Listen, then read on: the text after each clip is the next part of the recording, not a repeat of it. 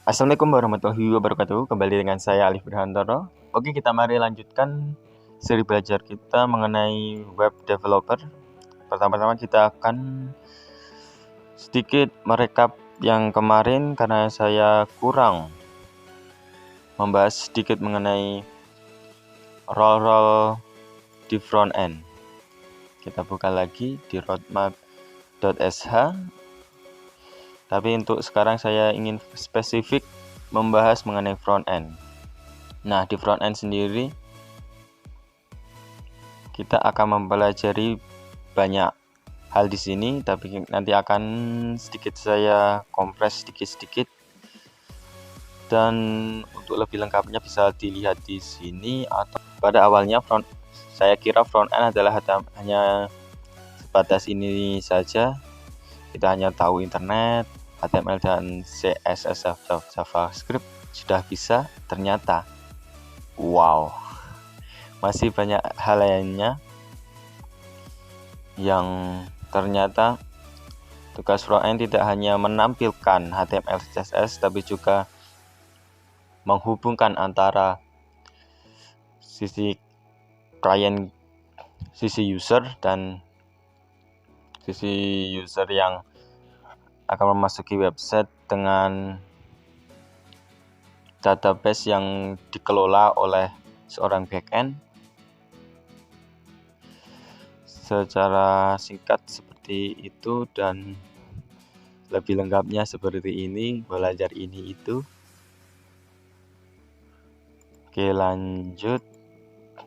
Untuk backend sendiri nanti kita bahas setelah front end, karena saya ingin membahas front end karena kan kita setelah belajar terminal dan Git akan langsung ke HTML, CSS, dan itu adalah bagian dari front end.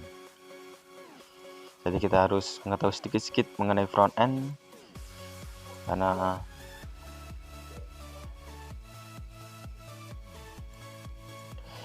yang kemarin ada penjelasan mengenai artikel di sini. Kemarin kita sudah mempelajari ini penjelasan apa itu terminal Linux yang digunakan untuk kebutuhan seorang programming dan lain-lain yang memang membutuhkan program terminal, karena biasanya terminal lebih advance ketimbang aplikasi-aplikasi buatan yang menggunakan GUI.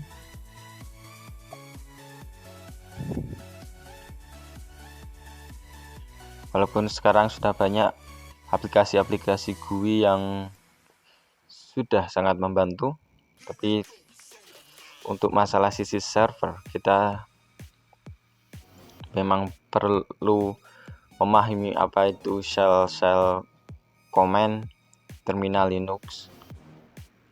Nah, untuk belajar mengenai Bash, ZSA dan Fish, kita bisa melihat di sini ada video-video. Saya sudah mencarikan.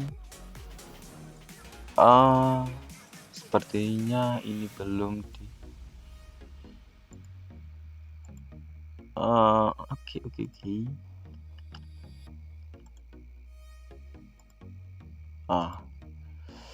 Nanti saya tambahin. Oke, di sini ada Indonesia Belajar dan channel Walid Umar dan Kompi ID. Kalau ini tuh soal Bash dan sini agak lebih lengkap. Bukan lengkap sih, agak lebih advance karena akan belajar mengenai, sebentar, aku lupa playlistnya apa aja. Nah,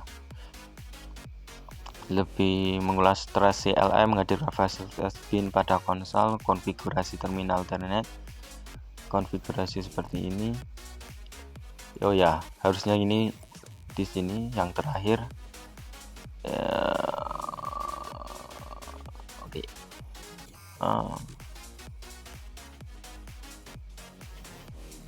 Nah, setelah belajar ini baru ini, karena ini kita harus mempelajari basic-basicnya dulu baru ke sini, sehingga kita bisa menggunakan ini, mengenal Visual dan Oh My Fish untuk mempercantik terminal kita.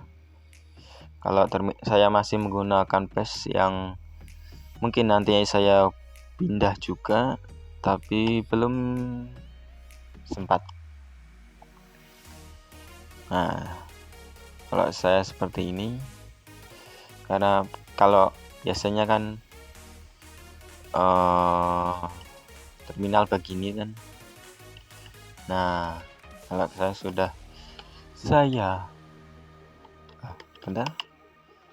saya ubah seperti ini. Walaupun ini untuk konfigurasi termuk, jadi agak warnanya mungkin beda atau gimana, nggak tahu, ini terlihat jelek. Nanti akan diperbaiki setelah kita belajar penggunaan terminal Linux. Kita bisa mempelajari Git. Kita close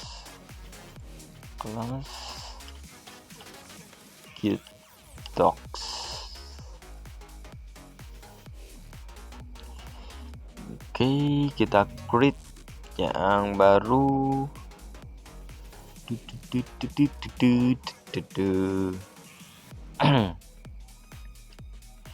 Nah, untuk mempelajari Git kita bisa ke dokumentasi resminya. Di sini ada referensi di sini, Git config, bagaimana penggunaannya. Walaupun mungkin untuk pemula akan agak sulit untuk mempelajari melalui dokumentasi tersebut. Jadi saya bisa sarankan untuk belajar lewat YouTube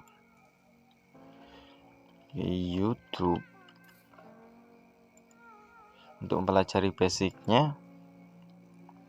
Di sini saya tidak akan ke basic Git, karena nanti saya akan kecantumkan ke YouTube aja. Untuk yang basic kita akan membahas yang kesalahan apa dan bagaimana mengatasinya, serta tips, trik atau hal-hal lainnya yang lebih advance mungkin, atau lebih yang belum ada di YouTube bahasa Indonesia. Kalau bahasa Inggris pasti sudah ada, karena saya sering merujukan ke YouTube channel yang bahasa Inggris. Tapi ya itu nggak terlalu benar-benar 100% paham karena bahasa.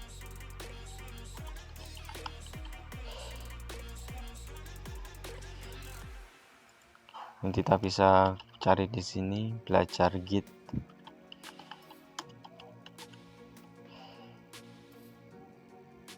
Nah,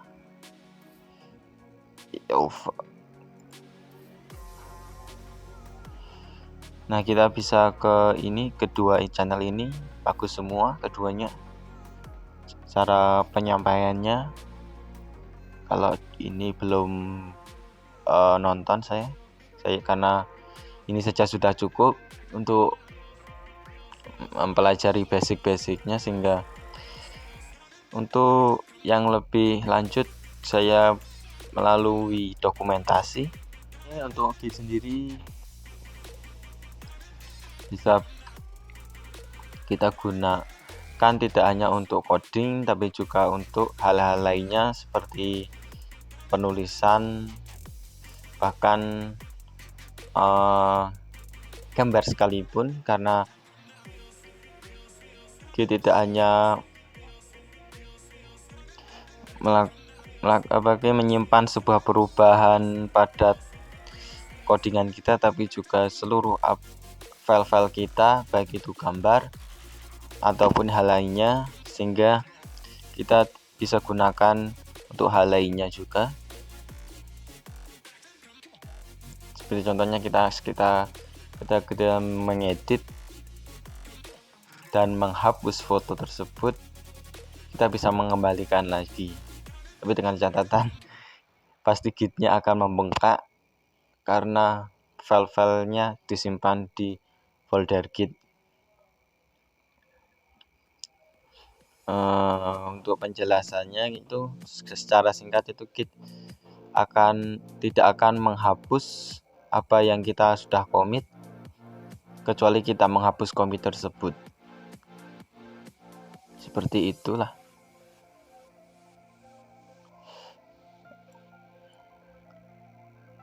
Dan untuk semisal kita mempunyai file apa gitu .txt apa terus ini sepertinya tidak berguna, misal kita hapus.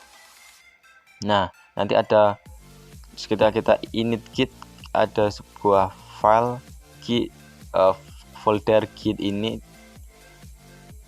folder git. Nah, di dalam itu file yang dihapus akan disimpan di sini. Ketika kita sudah mengkombinnya, bahwa kita menghapus file ini, kecuali ini belum di-init, belum di-add ke sini, ke git, maka ini akan benar-benar terhapus. Mungkin contohnya lagi ketika kita melakukan add, sebentar, kita ke terminal dulu. Kita ke sini. Ketika kita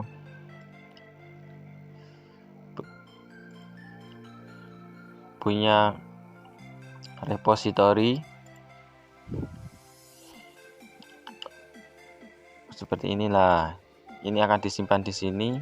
Dan ketika kita belum mengcommit, akan ada warning ketika kita git status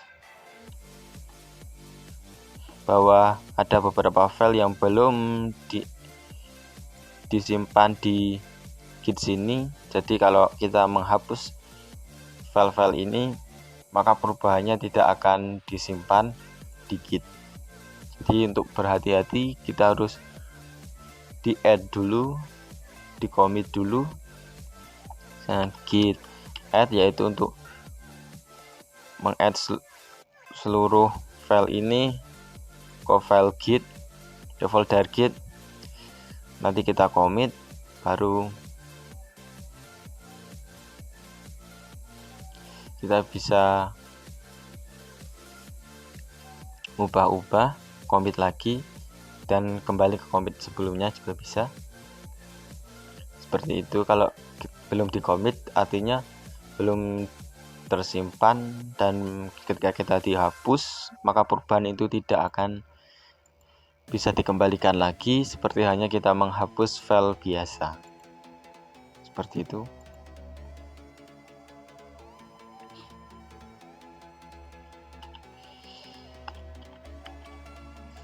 Mungkin seperti itu dulu.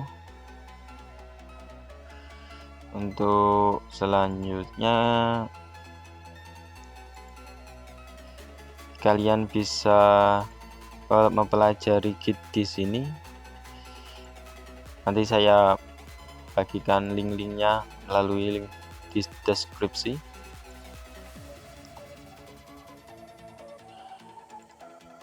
Dan akan saya lengkapi ininya dulu. Kita akan lanjut besok ya. Untuk sekedar informasi saja, karena saya belum menjelaskan mengenai seri ini, bahwa seri ini tidak akan membahas ke basicnya, melainkan kita akan membahas ke real projectnya saja. Tapi sebelumnya kita akan membahas sedikit-sedikit di sini. Akan saya berikan link-link materi yang terkait, sehingga bagi kalian yang pemula banget bisa menonton dulu yang ada di sini dan mengikuti seri ini.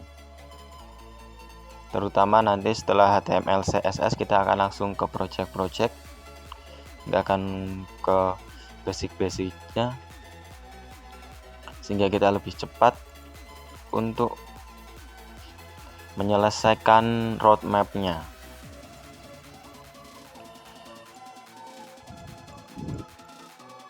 Oke, sekian dari saya Alif Brihantoro, semoga bermanfaat. Assalamualaikum warahmatullahi wabarakatuh. Bye.